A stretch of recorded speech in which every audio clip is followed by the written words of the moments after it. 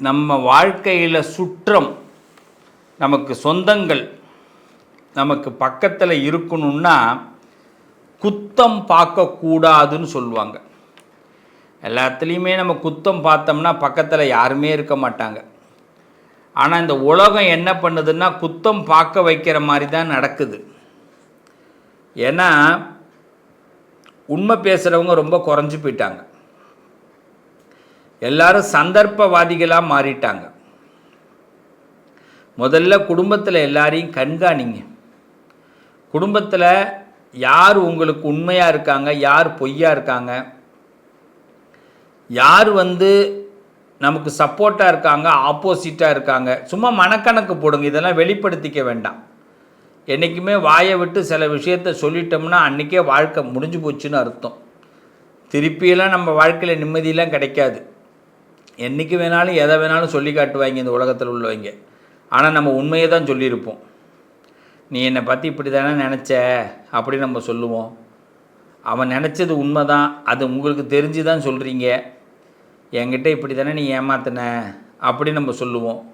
நம்ம ஒரு சின்ன பிள்ளைத்தனமாக பேசுவோம். என்கிட்ட ஏன் இப்படி பொய் சொன்ன அப்படின்னு கேட்போம். பொய் தான் சொல்லியிருப்பான், ஏமாத்த தான் செஞ்சுருப்பான். ஆனால் ஒத்துக்க மாட்டான். எப்படி நீ இப்படிலாம் சொன்னேன், நான் அப்படிப்பட்ட ஆளா, சண்டைக்கு வந்துடுவான். அப்போ தர்ம சங்கடத்தை நாமே விலை கொடுத்து வாங்குற மாதிரி. தெரிஞ்சுக்கிட்டீங்கல்ல, தெரிஞ்சுக்கிட்டு உங்கள் மனசோடு வச்சுக்கிங்க. இதை வெளியில் சொல்லி சர்டிஃபிகேட்டாக வாங்க போகிறீங்க. இந்த உலகம் என்ன நமக்கு சர்டிஃபிகேட்டாக கொடுக்க போகுது? இல்லை நம்ம குடும்பத்தில் உள்ளவங்க தான் சர்டிஃபிகேட் கொடுக்க போகிறாங்களா?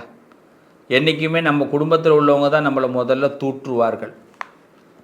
முதல்ல நம்ம வீட்டில் மரியாதை போயிடும். நீங்கள் ஒரு உண்மையை, அவங்க என்ன சொன்னாங்க, என்ன நினச்சாங்கன்னு நீங்கள் உண்மையை சொன்னீங்கன்னா மரியாதை போயிடும். இல்லைன்னு கோயிலில் சத்தியம் பண்ணி சொல்லுவாங்க, சூடாக அடித்து கூட சொல்லுவாங்க. ரொம்ப வருத்தம்தான் உலகம். மனுஷால சந்திக்கிறது ரொம்ப கஷ்டம். இப்படியெல்லாம் இருக்கிற ஒரு காலகட்டத்தில் தான் இந்த ஆனி மாதம் பிறக்குது. இந்த ஆனி மாதம் பிறக்கும் பொழுது ஏதாவது நமக்கு ஒரு விமோச்சனம் வராதான்னு நம்ம எல்லாம் ரொம்ப விழிப்புணர்வோடு காத்துக்கிட்டு இருக்கிறோம். சில முக்கிய சம்பவங்கள் இந்த ஆணியில் நடக்கப் போகுது. உறவுகளை புரிந்து கொள்வதற்கு 12 ராசிகளுக்கும் வாய்ப்புண்டு. 12 ராசிக்கு என்னென்ன நடக்க போகுதுன்னு பொதுவான பலன். இதை நம்புங்க. இது எல்லா ராசிக்கும் உட்பட்ட பலன். இதை நீங்கள் கடந்தே தீரணும், நடந்தே தீரும். முதல்ல உறவுகள் உங்ககிட்ட எப்படி நடந்துக்கிறாங்கன்னு தெரியும். அதை தெரிஞ்சுக்கிட்ட நீங்கள் அதை வெளிக்காட்டிக்காமல் இருங்க. அது உங்கள் குடும்பத்துக்கு நல்லது.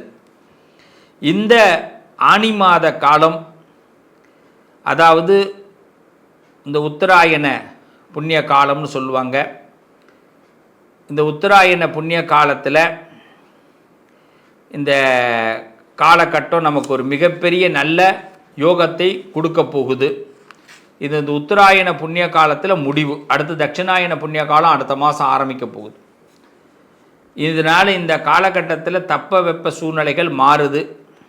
தமிழ்நாடு, கேரளா, கர்நாடகாவில் பலத்த மழை பெய்யக்கூடிய வாய்ப்பு உண்டு.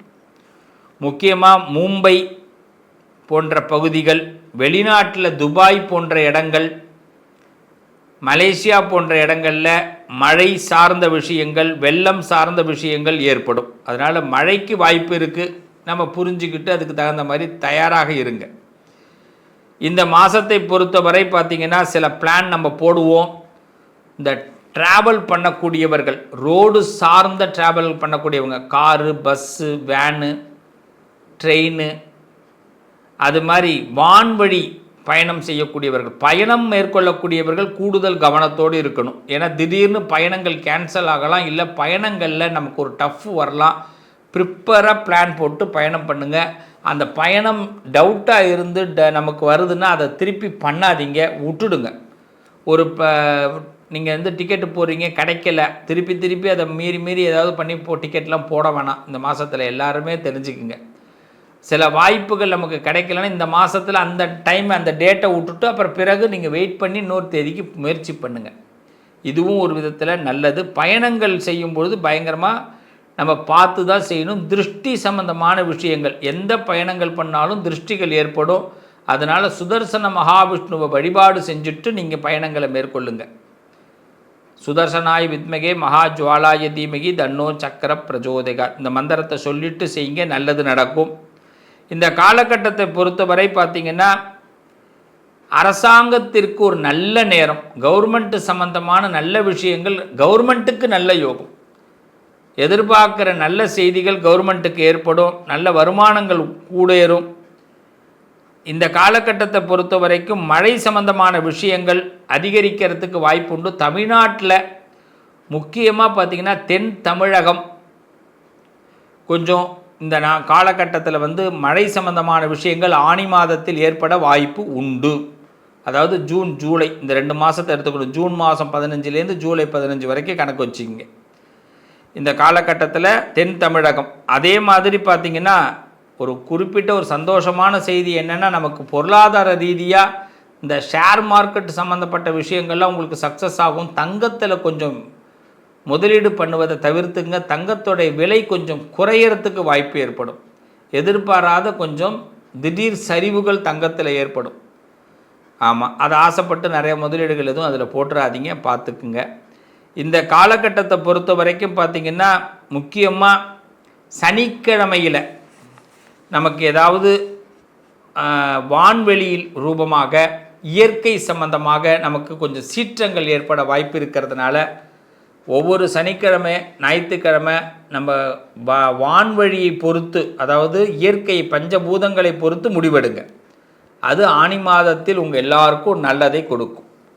குறிப்பாக இந்த ஆனி மாதத்தை பொறுத்தவரை மழை, வெள்ளம், காற்றுடைய வீரியம் அதிகமாக இருக்கிறது. சீதோஷ நிலைகளில் கண் சம்பந்தப்பட்ட பிரச்சனைகள் ஏற்படுவதற்கு வாய்ப்பு உண்டு. இதுக்காக நம்ம என்ன பண்ணணும், நிறைய தண்ணி குடிங்க. ரொம்ப சிம்பிளாக உங்களுக்கு பரிகாரம் சொல்லித்தரேன். தண்ணி நிறையா குடிங்க. கண்ணு ரொம்ப முழிக்காதீங்க. ரொம்ப ஒளியை ரொம்ப பார்க்குறதுக்கு கம்மி பண்ணிக்கிங்க.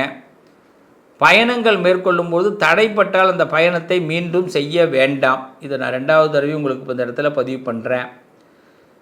இந்த ஆனி மாதத்தை பொறுத்தவரை 12 ராசிகளுக்கு எத்தனை சதவீதங்கள் நல்லது நடக்கும் அப்படிங்கிறத ஒரு வரியில் சொல்கிறேன். மேஷராசி 80% நன்மைகளை பெறுவீர்கள். ரிஷபராசி மேஷராசி 80% நன்மைகள். முருகன் வழிபாடு சிறப்பு இந்த ஆணி முழுமையாக. ரிஷபராசிக்காரர்கள் 70% நன்மைகளை பெறுவீர்கள். இந்த ஆனி மாதத்தில் சிவ வழிபாடு சிறப்பு உண்டாகும். மிதுன ராசிக்காரர்கள் கருட பகவான் வழிபாடு, பக்ஷிகள் மீது ஒரு அலாதி பிரியம் வைங்க. சரபேஸ்வரர்னு சொல்லுவாள், முடிஞ்சால் சரபேஸ்வரர் வழிபாடு பண்ணுங்க. 90% லாபங்களை உங்களுக்கு கொடுப்பார். கடகராசிக்காரர்கள் இனம் புரியாத சந்தோஷம் ஏற்படும்.